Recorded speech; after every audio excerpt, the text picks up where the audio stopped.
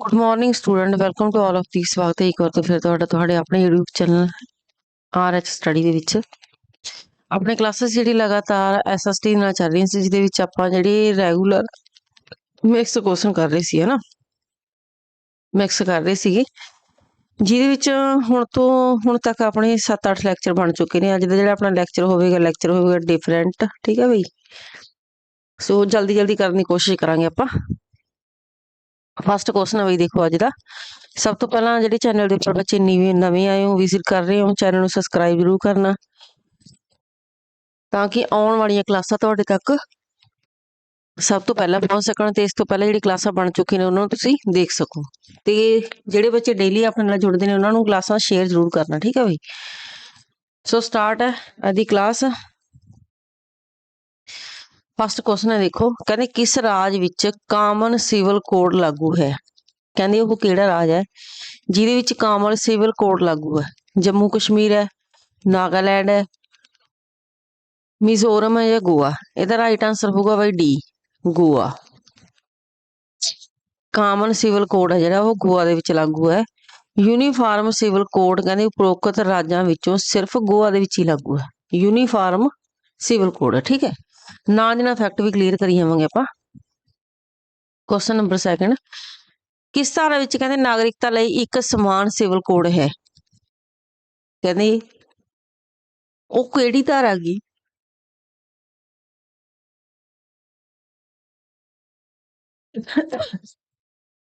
ਜਿਹਦੇ ਵਿੱਚ ਕਹਿੰਦੇ ਨਾਗਰਿਕਾਂ ਲਈ ਇੱਕ ਸਮਾਨ ਸਿਵਲ ਕੋਡ ਹੈ 45ਵੀਂ ਧਾਰਾ 44 46 ਜਾਂ 48 ਰਾਈਟ ਆਂਸਰ ਹੋਊਗਾ ਇਹਦਾ ਬੀ 44 ਠੀਕ ਹੈ ਜਿਹੜੀ 44ਵੀਂ ਧਾਰਾ ਹੈਗੀ ਉਹਦੇ ਵਿੱਚ ਨਾਗਰਿਕਤਾ ਲਈ ਇੱਕ ਸਿਵਲ ਕੋਡ ਸਮਾਨ ਸਿਵਲ ਕੋਡ ਹੈ ਨੈਕਸਟ ਕੁਐਸਚਨ ਦੇਖੋ ਸੰਵਿਧਾਨ ਵਿੱਚ ਮੌਲਿਕ ਕਰਤੱਵ ਬੁਨਿਆਦੀ ਫਰਜ਼ ਨੇ ਇਹਨਾਂ ਨੂੰ ਇੱਕ ਹੋਰ ਇੱਥੇ ਗੱਲ ਯਾਦ ਰੱਖਣਾ ਪੇਪਰ ਦੇ ਵਿੱਚ ਕਈ ਵਾਰੀ ਮੌਲਿਕ ਕਰਤੱਵ ਨਹੀਂ ਪਾਉਂਦੇ ਉੱਥੇ ਬੁਨਿਆਦੀ ਫਰਜ਼ ਪਾ ਦੇਣਗੇ ਠੀਕ ਹੈ ਤਾਂ ਉੱਥੇ ਇਹ ਨਾ ਉਲਝ ਜਿਓ ਵੀ ਮੌਲਿਕ ਕਰਤੱਵ ਪੜ੍ਹੇ ਨੇ ਮੌਲਿਕ ਇੱਕ ਹੋਰ ਕਿਹੜੇ ਹੁੰਦੇ ਨੇ ਆਪਣੇ ਮੌਲਿਕ ਕਰਤੱਵ ਹੋ ਗਏ ਇੱਕ ਅਧਿਕਾਰ ਹੋ ਗਏ ਹਨਾ ਵੀ ਉਹ ਤਾਂ ਪੜ੍ਹੇ ਨੇ ਫਰਜ਼ ਕਿਹੜੇ ਹੁੰਦੇ ਨੇ ਬੁਨਿਆਦੀ ਫਰਜ਼ ਹਨ ਇਹ ਯਾਦ ਰੱਖਣਾ ਹੈ ਜੀ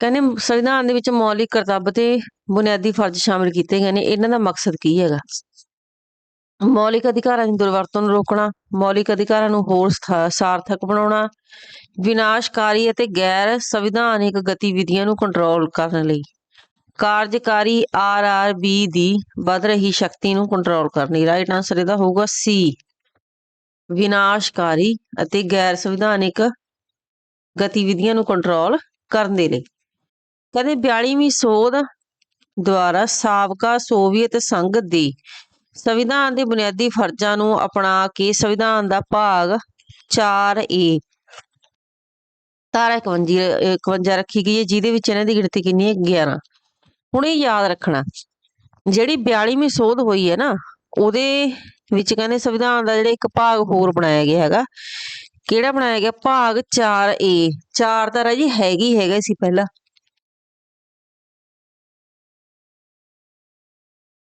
ਪਰ ਉਹਦੇ ਨਾਲ ਹੁਣ A ਲਗਾਤਾ ਠੀਕ ਹੈ 4A ਬੁਲਾ ਕੇ ਜਿਵੇਂ ABCD ਉਸੇ ਤਰ੍ਹਾਂ ਅਲੱਗ-ਅਲੱਗ ਉਹ ਬਣਾਤੇ 4A ਲਗਾ ਕੇ ਇੱਕ ਅਲੱਗ ਤੋਂ ਧਾਰਾ ਬਣਾਤੀ ਜਿਹਨੂੰ ਧਾਰਾ 51A ਦੇ ਵਿੱਚ ਰੱਖਿਆ ਗਿਆ ਤੇ ਹੁਣ ਇਹਨਾਂ ਦੀ ਗਿਣਤੀ ਕਿੰਨੀ ਮੌਲਿਕ ਅਧਿਕਾਰ ਕਰਤੱਵਾਂ ਦੀ 11 ਗੀ ਠੀਕ ਹੈ ਨੈਕਸਟ ਕੁਐਸਚਨ ਦੇਖੋ ਕਿਸ ਸਿਫਾਰਿਸ਼ ਦੇ ਉੱਪਰ ਕਹਿੰਦੇ ਭਾਰਤੀ ਸੰਵਿਧਾਨ ਵਿੱਚ ਕਰਤੱਵ ਸ਼ਾਮਿਲ ਕੀਤੇ ਗਏ ਸਨ ਸੰਥਾਨਮ report Swaran Singh report Ashok Mehta report ਜਾਂ ਇਹਨਾਂ ਵਿੱਚੋਂ ਕੋਈ ਵੀ ਨਹੀਂ ਰਾਈਟ ਆਂਸਰ ਹੋਊਗਾ ਬੀ ਸਵਰਨ ਸਿੰਘ ਰਿਪੋਰਟ ਦੇ ਅਨੁਸਾਰ ਠੀਕ ਹੈ ਸਰਦਾਰ ਸਵਰਨ ਸਿੰਘ ਕਮੇਟੀ ਕਹਿੰਦੇ 1976 ਦੀ ਸਿਫਾਰਿਸ਼ ਤੇ ਧਾਰਾ 51A ਜੋ ਕਿ ਬੁਨਿਆਦੀ ਕਰਤੱਵਾਂ ਦੇ ਨਾਲ ਸੰਬੰਧਿਤ ਹੈ ਠੀਕ ਹੈ ਜਦੋਂ ਆਪਾਂ ਗੱਲ ਕਰੀਏ ਇਹ ਕਮੇਟੀ ਬਣੀ ਕਦੋਂ ਸੀ 1976 ਤੇ ਠੀਕ ਹੈ ਇਹਦੀ ਸਿਫਾਰਿਸ਼ ਹੋਈ ਸੀਗੀ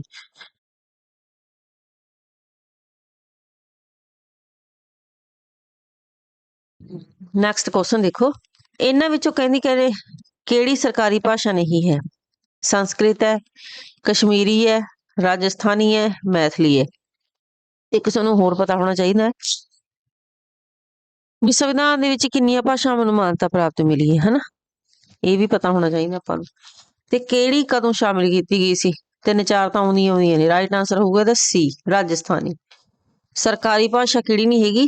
ਰਾਜਸਥਾਨੀ ਨਹੀਂ ਹੈਗੀ, ਇਹਨੂੰ ਦਰਜਾ ਨਹੀਂ ਮਿਲਿਆ ਹੋਇਆ। ਭਾਰਤੀ ਸੰਵਿਧਾਨ ਦੀ ਕਹਿੰਦੇ 8ਵੀਂ ਅਨੁਸੂਚੀ, 8ਵੀਂ ਅਨੁਸੂਚੀ ਦੇ ਵਿੱਚ 22 ਭਾਸ਼ਾਵਾਂ ਨੂੰ ਜਿਹੜੀ ਮਾਨਤਾ ਪ੍ਰਾਪਤ ਹੈਗੀ। ਹੁਣ ਇਹ ਕਿਹੜੀਆਂ ਕਿਹੜੀਆਂ ਨੇ ਦੇਖੀਏ ਆਪਾਂ। ਅਸਾਮੀ, ਬੰਗਾਲੀ, ਗੁਜਰਾਤੀ, ਹਿੰਦੀ, ਕੰਨੜ, ਕਸ਼ਮੀਰੀ ਹੋ ਗਈ, ਮਲਿਆਲਮ ਹੋ ਗਈ, ਮਰਾਠੀ ਹੋ ਗਈ, ਉੜੀਆ, ਪੰਜਾਬੀ, संस्कृत होगी, सिंधी होगी, तेलुगु होगी, तमिल होगी, कोंकणी होगी, मणिपुरी होगी, नेपाली होगी, उर्दू होगी, बोडो होगी, संथाली होगी, डोगरी ते मैथिली। ठीक है, ये 22 भाषावां ने राजे, इन्हां नूं रट लो, क्योंकि हर वार पेपर दे विच कोई 3 तां सही पाउंदे ने, पर कोई एक ਇਹੋ ਜਿਹੀ ਹੁੰਦੀ ਹੈ ਜਿਹਨੂੰ ਸਰਕਾਰੀ ਮਾਨਤਾ ਪ੍ਰਾਪਤ ਨਹੀਂ ਹੈਗੀ, ਭਾਵ ਕਿ ਸੰਵਿਧਾਨ ਦੇ ਵਿੱਚ ਉਹਨੂੰ ਮਾਨਤਾ ਨਹੀਂ ਪ੍ਰਾਪਤ ਹੈਗੀ, ਤਾਂ ਫਿਰ ਆਪਾਂ ਨੂੰ ਪਤਾ ਹੋਣਾ ਚਾਹੀਦਾ ਕਿ ਉਹ ਕਿਹੜੀ ਹੈ। ਠੀਕ ਹੈ, ਨੈਕਸਟ ਕੁਐਸਚਨ ਦੇਖੋ। ਭਾਰਤੀ ਸੰਵਿਧਾਨ ਦੇ ਕਹਿੰਦੇ ਨਿਰਮਾਤਾਵਾਂ ਦੇ ਮਨਾਂ ਅਤੇ ਆਦਰਸ਼ਾਂ ਦੀ ਇੱਕ ਝਲਕ ਮਿਲਦੀ ਹੈ ਪ੍ਰਸਤਾਵਨਾ ਦੇ ਵਿੱਚ, ਮੌਲਿਕ ਅਧਿਕਾਰਾਂ ਦੇ ਵਿੱਚ, ਰਾਜ ਦੀ ਨੀਤੀ ਦੇ ਨਿਰਦੇਸ਼ਕ ਸਿਧਾਂਤਾਂ ਦੇ ਵਿੱਚ ਜਾਂ ਸੁਤੰਤਰ ਨਿਆਂਪਾਲਿਕਾ ਦੇ ਵਿੱਚ। ਰਾਈਟ ਆਂਸਰ ਇਹਦਾ ਹੋਊਗਾ ਏ, ਪ੍ਰਸਤਾਵਨਾ ਦੇ ਵਿੱਚ। ਠੀਕ ਹੈ, ਨੈਕਸਟ ਦੇਖੋ। ਸੁਪਰੀਮ ਕੋਰਟ ਦੇ ਅਨੁਸਾਰ ਕਹਿੰਦੇ ਪ੍ਰਸਤਾਵਨਾ ਜਿਹੜੀ ਸੰਵਿਧਾਨ ਦੇ ਨਿਰਮਾਤਾਵਾਂ ਦੇ ਵਿਚਾਰਾਂ ਨੂੰ ਜਾਣਨ ਦੀ ਕੁੰਜੀ ਹੈਗੀ। ਠੀਕ ਹੈ, ਇੱਕ ਸੈਕਿੰਡ, ਥੋੜਾ ਗਲਾ ਵਾਲਾ ਖਰਾਬ ਹੋ ਰਿਹਾ।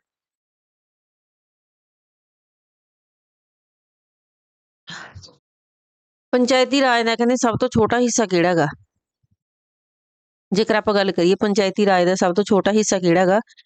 ਜ਼ਿਲ੍ਹਾ ਪ੍ਰੀਸ਼ਦ ਹੋ ਗਿਆ, ਪਿੰਡ ਹੋ ਗਿਆ, ਪੰਚਾਇਤ ਸਮਿਤੀ ਹੋ ਗਿਆ, ਪਿੰਡ ਜਾਂ ਪਿੰਡ ਦੀ ਪੰਚਾਇਤ। ਰਾਈਟ ਆਂਸਰ ਹੋਊਗਾ ਡੀ, ਪਿੰਡ ਦੀ ਪੰਚਾਇਤ। ਠੀਕ ਹੈ, ਗ੍ਰਾਮ ਪੰਚਾਇਤ ਪੰਚਾਇਤ ਰਾਜ ਦਾ ਸਭ ਤੋਂ ਛੋਟਾ ਹਿੱਸਾ ਹੈਗਾ ਕਹਿੰਦੇ।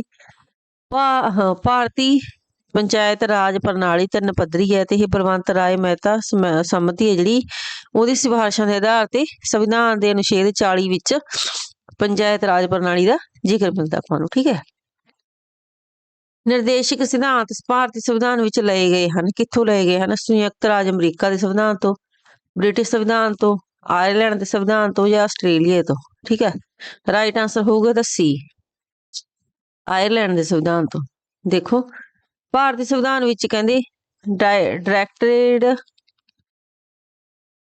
ਸਿਧਾਂਤ ਆਇਰਲੈਂਡ ਦੇ ਸੰਵਿਧਾਨ ਤੋਂ ਅਪਣਾਏ ਗਏ ਹਨ।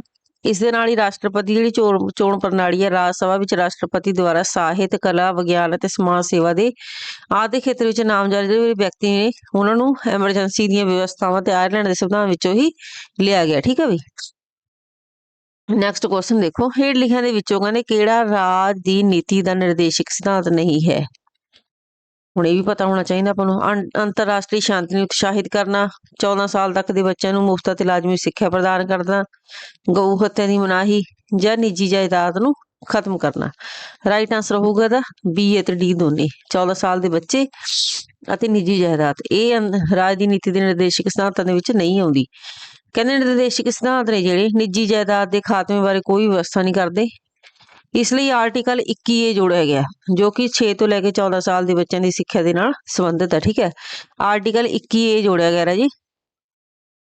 ਠੀਕ ਹੈ, ਕਿੰਨਾਂ ਦੇ ਵਿੱਚ? ਮੌਲਿਕ ਕਰਤੱਵਾਂ ਦੇ ਵਿੱਚ ਜੋੜਿਆ ਗਿਆ ਇਹ। ਠੀਕ ਹੈ, ਨੈਕਸਟ ਕੁਐਸਚਨ ਦੇਖੋ।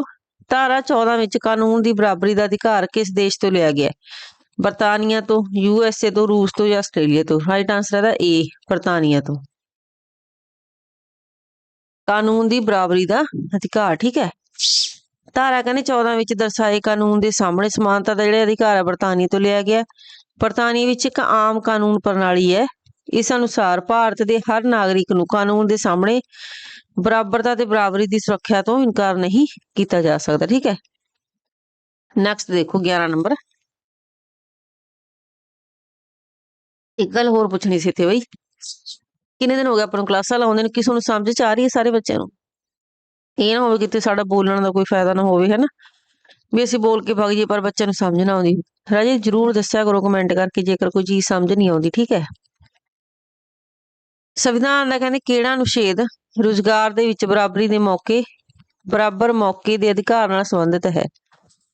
17, 15, 19 ਜਾਂ 16। ਰਾਈਟ ਆਂਸਰ ਇਹਦਾ ਹੋਊਗਾ ਡੀ, 16। ਭਾਰਤ ਦੇ ਸੰਵਿਧਾਨ ਦੇ ਵਿੱਚ ਕਹਿੰਦੇ ਬਰਾਬਰ ਮੌਕੇ ਦਾ ਜਿਹੜਾ ਅਧਿਕਾਰ ਆਰਟੀਕਲ 16 ਦੇ ਵਿੱਚ ਮਿਲਦਾ, ਠੀਕ ਹੈ। ਨੈਕਸਟ ਕੁਐਸਚਨ ਦੇਖੋ, ਦੁਨੀਆ ਦੀ ਕਹਿੰਦੇ ਕਿਹੜੀ ਕੌਮ ਦੁਨੀਆ ਦੀ ਕਿਹੜੀ ਕੌਮ ਦੇ ਸੰਵਿਧਾਨ ਤੋਂ ਅਸੀਂ ਆਪਣੇ ਮੌਲਿਕ ਜਿਹੜੇ ਅਧਿਕਾਰ ਨੇ ਉਹ ਲਏ ਨੇ? ਕੈਨੇਡਾ ਤੋਂ, USA ਤੋਂ, UK ਤੋਂ ਜਾਂ ਰੂਸ ਤੋਂ? ਰਾਈਟ ਆਂਸਰ ਤਾਂ ਹੋਊਗਾ B, USA ਤੋਂ, ਠੀਕ ਹੈ। ਮੌਲਿਕ ਜਿਹੜੇ ਅਧਿਕਾਰ ਨੇ ਉਹ ਆਪਾਂ ਨੇ USA ਤੋਂ ਲਏ ਨੇ, ਠੀਕ ਹੈ। ਇਹਨੂੰ ਯਾਦ ਕਰਨਾ ਮੈਂ ਤੁਹਾਨੂੰ ਪਰਸੋਂ ਵੀ ਕਿਹਾ ਸੀਗਾ ਵੀ ਜਿਹੜੇ ਮੌਲਿਕ ਅਧਿਕਾਰ ਨੇ ਆਪਣੇ, ਹਨਾ, ਜੇ ਸੰਵਿਧਾਨ ਆਪਣਾ ਵੀ ਕਿੱਥੋਂ ਕੀ ਚੱਕਿਆ ਗਿਆ, ਇਹਨਾਂ ਚੀਜ਼ਾਂ ਨੂੰ ਯਾਦ ਕਰ ਲਿਓ ਰਾਜੀ, ਠੀਕ ਹੈ। ਭਾਰਤੀ ਸੰਵਿਧਾਨ ਦੇ ਵਿੱਚ ਕਹਿੰਦੇ ਮੌਲਿਕ ਅਧਿਕਾਰਾਂ ਦੀ ਧਾਰਨਾ ਸੰਯੁਕਤ ਰਾਜ ਅਮਰੀਕਾ ਦੇ ਸੰਵਿਧਾਨ ਤੋਂ ਬਿਲ ਆਫ ਰਾਈਟਸ ਤੋਂ ਪ੍ਰੇਰਿਤ ਹੈ। ਇਹ ਵੀ ਯਾਦ ਰੱਖਣਾ, ਪੇਪਰ ਦੇ ਵਿੱਚ ਇਹ ਕੁਐਸਚਨ ਬਣ ਸਕਦਾ ਕਿ ਬਿਲ ਆਫ ਰਾਈਟਸ ਤੋਂ ਕਿਹੜਾ ਮੌਲਿਕ ਅਧਿਕਾਰ ਆ ਜਿਹੜਾ ਉਹ ਪ੍ਰਭਾਵਿਤ ਹੈਗਾ, ਕਿਹੜਾ ਹੋ ਗਿਆ ਹੁਣ ਇੱਥੇ, ਠੀਕ ਹੈ। ਆਹੋ, ਕਿਹੜਾ ਮੌਲਿਕ ਅਧਿਕਾਰ ਨਹੀਂ, ਭਾਵ ਕੀ ਉਹਦੇ ਨਾਲ ਪ੍ਰਭਾਵਿਤ ਹੈ, ਮੌਲਿਕ ਅਧਿਕਾਰ ਪ੍ਰਭਾਵਿਤ ਨੇ, ਠੀਕ ਹੈ। ਬ੍ਰਿਟਿਸ਼ ਸੰਵਿਧਾਨ ਦੀਆਂ ਹੇਠ ਲਿਖੀਆਂ ਵਿਸ਼ੇਸ਼ਤਾਵਾਂ ਵਿੱਚੋਂ ਕਿਹੜੀਆਂ ਵਿਸ਼ੇਸ਼ਤਾਵਾਂ ਨੂੰ ਭਾਰਤੀ ਸੰਵਿਧਾਨ ਦੇ ਵਿੱਚ ਸ਼ਾਮਿਲ ਕੀਤਾ ਗਿਆ ਹੈਗਾ? ਬ੍ਰਿਟਿਸ਼ ਸੰਵਿਧਾਨ ਦੀਆਂ ਹੇਠ ਲਿਖੀਆਂ ਵਿਸ਼ੇਸ਼ਤਾਵਾਂ ਵਿੱਚੋਂ ਕਹਿੰਦੇ ਕਿਹੜੀ ਵਿਸ਼ੇਸ਼ਤਾ ਨੂੰ ਭਾਰਤੀ ਸੰਵਿਧਾਨ ਦੇ ਵਿੱਚ ਸ਼ਾਮਿਲ ਕੀਤਾ ਗਿਆ? ਸਰਕਾਰ ਦਾ ਸੰਸਦੀ ਰੂਪ, ਕਾਨੂੰਨ ਦਾ ਰੂਪ, ਰਾਜ, ਕਾਨੂੰਨ ਬਣਾਉਣ ਦੀ ਪ੍ਰਕਿਰਿਆ ਜਾਂ ਉਪਰੋਕਤ ਸਾਰੀਆਂ? ਰਾਈਟ ਆਂਸਰ ਹੋਊਗਾ D, ਉਪਰੋਕਤ ਸਾਰੀਆਂ। ਭਾਰਤੀ ਸੰਵਿਧਾਨ ਦੇ ਵਿੱਚ ਕਹਿੰਦੇ ਸਰਕਾਰ ਦੀ ਸੰਸਦੀ ਪ੍ਰਣਾਲੀ, ਕਾਨੂੰਨ ਦਾ ਰਾਜ, ਕਾਨੂੰਨ ਬਣਾਉਣ ਦੀ ਪ੍ਰਕਿਰਿਆ, ਇਕਹਿਰੀ ਨਾਗਰਿਕਤਾ ਬ੍ਰਿਟਿਸ਼ ਸੰਵਿਧਾਨ ਦੀਆਂ ਵਿਸ਼ੇਸ਼ਤਾਵਾਂ ਤੋਂ ਅਪਣਾਇਆ ਗਿਆ, ਠੀਕ ਹੈ ਬਈ। 14 ਮੂਲ ਸੰਵਿਧਾਨ ਦੇ ਕਿਹੜੇ ਹਿੱਸੇ ਵਿੱਚ ਰਾਜ ਲੋਕ ਭਲਾਈ ਸ਼ਾਮਿਲ ਹੈ? ਸੰਵਿਧਾਨ ਦੀ ਪ੍ਰਸਤਾਵਨਾ ਵਿੱਚ, ਸੰਵਿਧਾਨ ਦੀ ਚੌਥੀ ਅਨੁਸੂਚੀ ਵਿੱਚ, ਸੰਵਿਧਾਨ ਦੀ ਤੀਸਰੀ ਅਨੁਸੂਚੀ ਵਿੱਚ ਜਾਂ ਰਾਜ ਦੀ ਨੀਤੀ ਦੇ ਨਿਰਦੇਸ਼ਕ ਸਿਧਾਂਤਾਂ ਦੇ ਵਿੱਚ? ਰਾਈਟ ਆਂਸਰ ਹੋਊਗਾ D, ਰਾਜ ਦੀ ਨੀਤੀ ਦੇ ਨਿਰਦੇਸ਼ਕ ਸਿਧਾਂਤਾਂ ਦੇ ਵਿੱਚ, ਠੀਕ ਹੈ। ਕਹਿੰਦੇ ਮੂਲ ਸੰਵਿਧਾਨ ਦੇ ਭਾਗ 4 ਦੇ ਵਿੱਚ ਰਾਜ ਦੀ ਨੀਤੀ ਨਿਰਦੇਸ਼ਕ ਜਿਹੜੇ ਤੱਤ ਨੇ ਰਾਜ ਲੋਕ ਭਲਾਈ ਦੇ ਸੰਕਲਪ ਨੂੰ ਸ਼ਾਮਿਲ ਕੀਤਾ ਗਿਆ। ਇਸ ਦਾ ਵਰਣਨ ਹੈ ਜਿਹੜਾ ਆਰਟੀਕਲ 36 ਤੋਂ 51 ਵਿੱਚ ਕੀਤਾ ਗਿਆ ਹੈਗਾ, ਠੀਕ ਹੈ। ਭਾਰਤੀ ਸੰਵਿਧਾਨ ਦਾ ਹਿੱਸਾ ਆਇਰਲੈਂਡ ਦੇ ਸੰਵਿਧਾਨ ਤੋਂ ਲਿਆ ਗਿਆ ਹੈਗਾ। ਨੈਕਸਟ ਕੁਐਸਚਨ ਲਾਸਟ, ਸੰਵਿਧਾਨ ਦੀ ਕਹਿੰਦੇ ਕਿਹੜੀ ਧਾਰਾ ਦੁਆਰਾ ਛੂਤ ਛਾਤ ਨੂੰ ਖਤਮ ਕੀਤਾ ਗਿਆ ਹੈਗਾ? 17ਵੀਂ, 14ਵੀਂ, 13ਵੀਂ ਜਾਂ 24ਵੀਂ? ਕਿਹੜੀ ਧਾਰਾ ਸੀ ਉਹ? ਰਾਈਟ ਆਂਸਰ ਹੋਊਗਾ A, 17ਵੀਂ ਧਾਰਾ ਦੇ ਅਨੁਸਾਰ, ਠੀਕ ਹੈ ਬਈ। ਇਸੇ ਦੇ ਨਾਲ ਜਿਹੜੇ ਆਪਣੇ ਕੁਐਸਚਨ ਇੱਥੇ ਖਤਮ ਹੁੰਦੇ ਨੇ। ਸੋ ਆਈ ਹੋਪ ਤੁਹਾਨੂੰ ਸਾਡੀ ਅੱਜ ਦੀ ਕਲਾਸ ਪਸੰਦ ਆਈ ਹੋਊਗੀ। ਸੋ ਵੱਧ ਤੋਂ ਵੱਧ ਲਾਈਕ, ਸ਼ੇਅਰ ਤੇ ਕਮੈਂਟ ਜ਼ਰੂਰ ਕਰਨਾ, ਆਪਣੇ ਦੋਸਤਾਂ ਮਿੱਤਰਾਂ ਤੱਕ ਸ਼ੇਅਰ ਕਰਨਾ ਜਿਹੜੇ ਡੇਲੀ ਆਪਣੇ ਨਾਲ ਜੁੜਦੇ ਨੇ, ਠੀਕ ਹੈ ਬਈ। ਸੋ ਇਸੇ ਤਰ੍ਹਾਂ ਤੁਹਾਡੀ ਕਲਾਸਾਂ ਜਿਹੜੀਆਂ ਇਹ ਚੱਲਦੀਆਂ ਰਹਿਣਗੀਆਂ। So thank you and keep watching and take care.